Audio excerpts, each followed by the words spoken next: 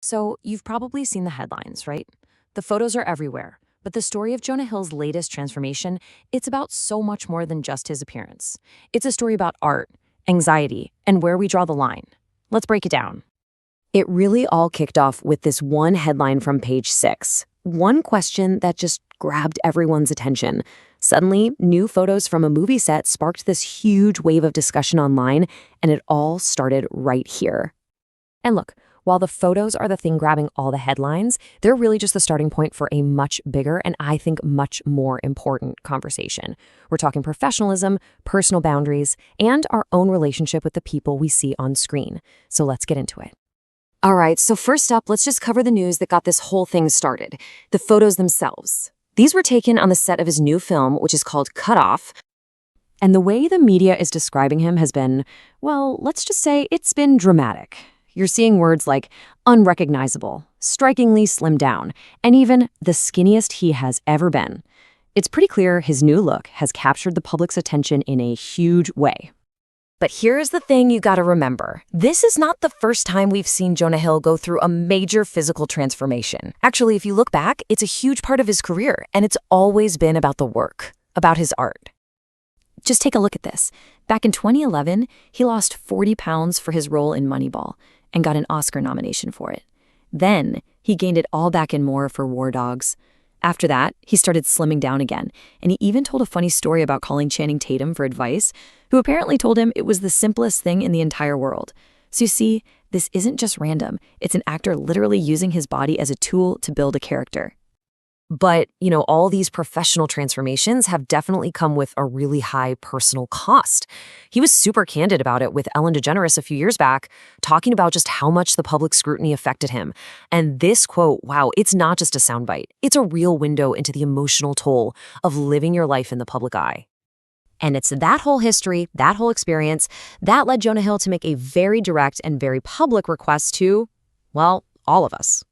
He posted this on his Instagram back in 2021, and the message could not be any clearer. He makes a point to say that it doesn't matter if the comments are good or bad. Either way, they're just not helpful and they don't feel good.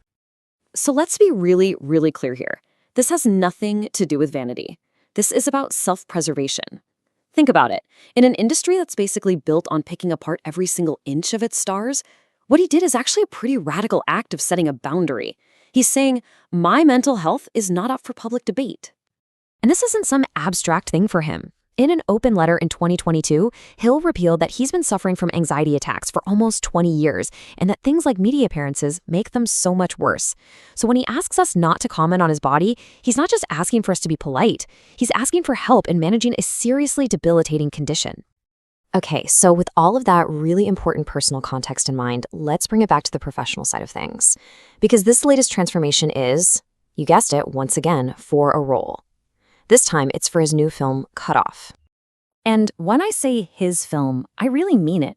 He's not just the star of Cut Off, he's directing it, he co-wrote it, and he's put together this incredible cast with Kristen Wiig, Bette Midler, and Nathan Lane. I mean, come on, this is his vision, 100%.